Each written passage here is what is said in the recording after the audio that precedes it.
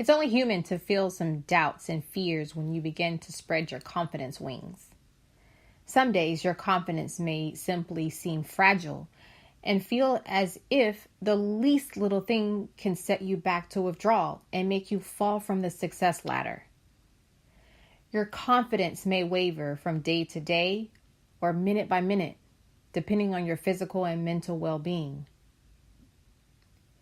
My name is Ronika Jacobs from Strive Leadership Consulting, and this is my podcast, Strive for More, Your Best Life Now. While there are hundreds of thousands of podcasts out there, you are choosing to listen to this one, so I'd like to say thank you. If you'd like to send me an email, you may contact me at rjacobs@striveforleadership.com. And without further delay, let's get to it. Let's strive for more.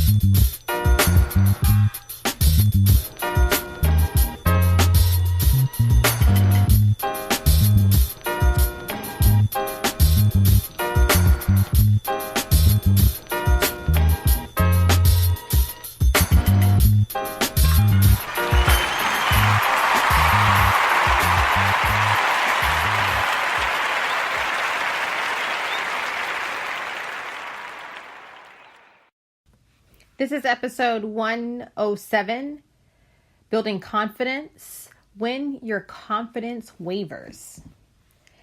Professional athletes often have moments of doubt just before a big game or a competition, even though they've spent months or years preparing for the big day. There may be several reasons for this lack of confidence that occurs suddenly or over time. And so in this episode, I'm going to give you a few tips for what to do when your confidence wavers. If you're listening in for the first time, my name is Ronika Jacobs. I have a personal development coaching company called Strive Leadership Consulting.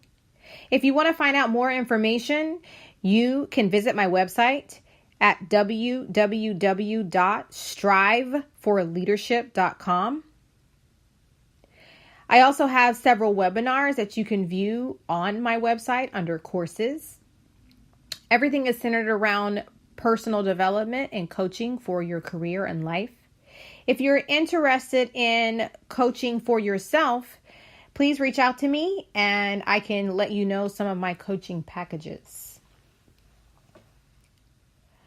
So, tip number 1, doubt about training or experience. All of a sudden, you freeze, and everything you learned or trained for doesn't seem to be near enough for what you're about to face.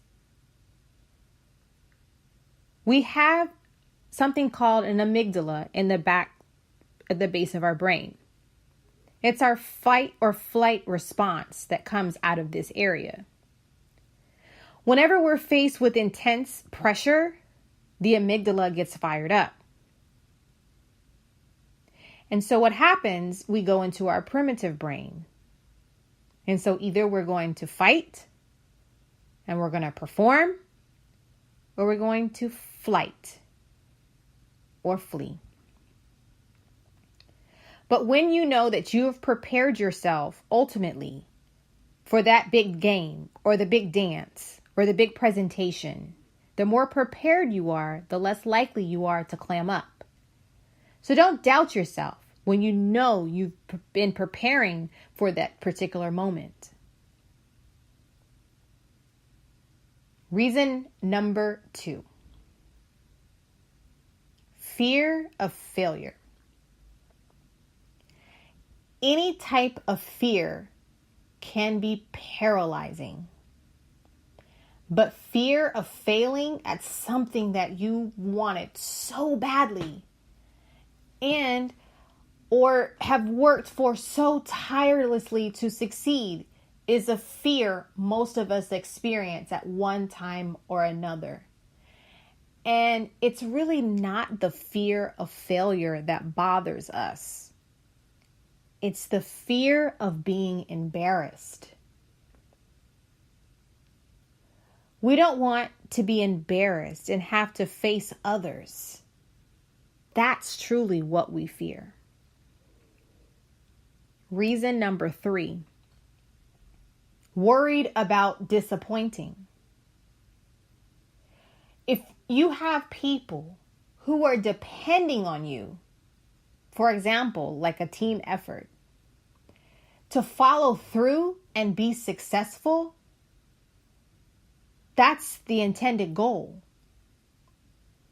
But the fear of disappointing them may zap your confidence before you even begin to face the challenge.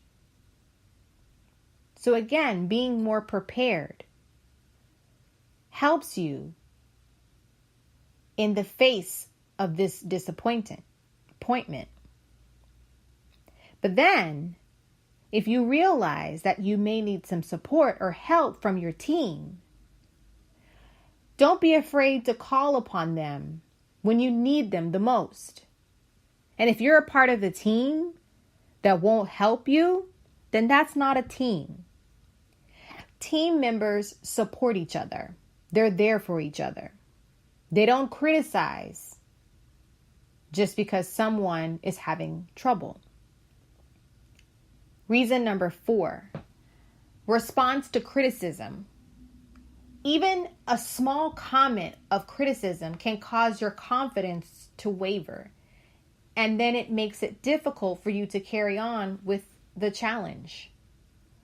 When you respond or react immediately to the comment and try to make excuses for yourself, you're only proving that your confidence is wavering. So again, when someone criticizes you, if it's something that's valid, take heed to it, make the proper changes. But if someone is criticizing you just to be nasty, those are the things that you ignore. Reason number 5, expect perfection at all times. Nothing can zap your confidence level like expecting perfection from yourself in all that you do. Expecting perfection means that you'll likely be disappointed in yourself most of the time. As humans, we are flawed. We make mistakes. And we have to recognize that we are individuals who are not perfect and that we do have flaws. And so what I like to call that is flawsome. We're still awesome, but we have flaws, and we are awesome because we do have these particular flaws. Some flaws and imperfections make us beautiful. They make us unique. Could you imagine living in a world where everyone was like everyone else and people did everything perfectly every time? Some of the most beautiful things came out of mistakes, such as chocolate chip cookies. The lady who baked chocolate chip cookies, she thought by putting the individual morsels in the dough would make these extra chocolate cookies, and she thought she was therefore saving time. But once she put the dough into the oven and pulled them out, all of the morsels did not melt all together and to make this huge, these different chocolate cookies. And so what we got was chocolate chip cookies. Amazing, right? That came from a mistake. Reason number 6, using negative body language. When you fold your arms and or cross your legs and practice other forms of negative body language, you may have an issue with maintaining confidence in whatever challenge you're facing. Those body messages They travel directly to your brain and prevent you from feeling confident, and they prevent you from seeming open to others. When your confidence begins to waver, there are ways to pick yourself up and become more mentally aware of what you're doing or thinking to make your confidence level plunge. And so I hope that each one of these episodes has helped you tremendously as you are building your confidence. Building your confidence is a process, one that we have to sometimes revisit over and over and over again. But don't give up. Confidence is the key to living a life full of happiness and fulfillment, because you're facing life with enthusiasm for the journey and a sense of accomplishment when you achieve your goals. So, thank you so much for listening to these few episodes in this podcast. And if you have listened to this episode as your first episode, I encourage you to go back to listen to episode 101. So that you can, and listen to them in order, so that you can get the full confidence journey experience. Stay tuned after this episode ends for a bonus episode of how to get rid of confidence killers. My name is Ronika Jacobs. If you like this episode, please comment, like, or share it with your friends and family. I hope you continue to strive for leadership. I hope you continue to strive for more.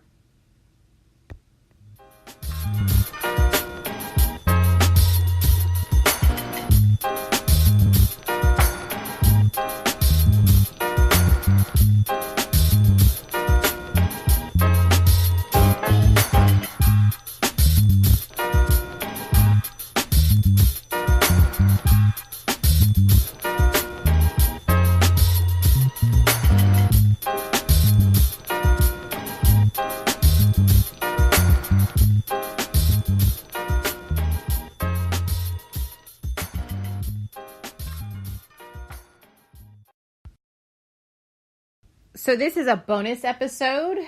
It's called How to Get Rid of Confidence Killers. There are some things you can say, do, or think which can eradicate all the confidence you've spent so long building. For example, you can think of the steps you've just taken to build your confidence. How much experience do you have in what you're attempting to accomplish? How far have you come in your confidence building endeavors? Do you now look and act the part? Have you gained knowledge about the goals you want to meet? Remember when a kid at school called you a really derogatory or mean name or made fun of you in some way? Chances are you've had other experiences that killed the fragile confidence you had about your job, your appearance, or your skills. Unless you've addressed these issues that may be bothering you to this day, your confidence is going to wane each time someone makes a careless comment that reinforces your doubts and fears. These derogatory comments may be cemented in your mind and could even erode your confidence enough to change the course of your life. The comments may be true or not.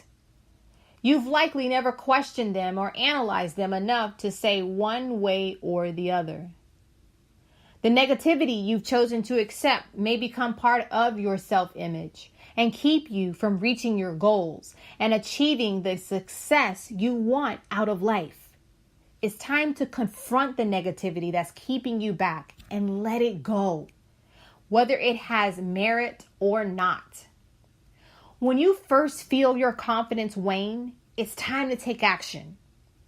So here are a few tips to kick your confidence killers to the curb and regain your sense of purpose and enthusiasm for what you're pursuing on your confidence journey.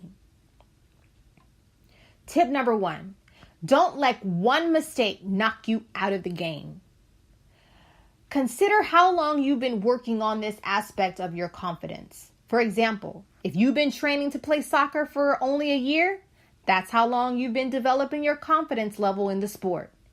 Learn from the mistake and keep trying. Tip number 2, focus on your own talents. Whether gearing up for a job interview or a big game, don't let the abilities of the other players cause your confidence to wane. That only makes you tense and causes your performance to suffer. Keep reminding yourself of what you alone bring to the game. Tip number 3, don't try to reach perfection. Trying harder than what you're capable of and attempting to reach that perfect level at any endeavor may make you tense and destroy the confidence you've managed to build. Perfection is an illusion anyway. Focus on doing your very best and using the knowledge and practice you've gained along the way. Tip number 3, fake it. You've heard the old expression, fake it till you make it, and may have doubts that anyone would believe you if you did try to fake who you are and what you know. But it's a fact that when you behave as if you're confident about something, you'll begin to believe it yourself. For example, you may be scared stiff about making a speech, but if you practice beforehand and study others' speech-making abilities, you'll be able to walk out to that podium, give your speech, and no one will know your knees were shaking. Tip number 5. Fight moments of doubt with positive self-talk. When your confidence wavers, you're likely experiencing some negative self-talk in your brain.